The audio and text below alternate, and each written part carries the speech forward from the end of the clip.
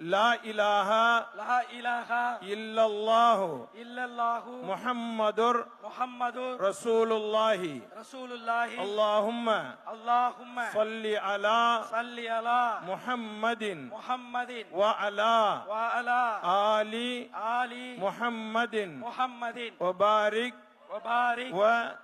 சல்லிம் அலைஹி اللهم لك صمت وبك آمنت وعليك توكلت وعلى رزقك أفطرت فتقبل مني يا الله உனக்காகவே நோன்பு நோற்றோம் உன்னுடைய அருளாலேயே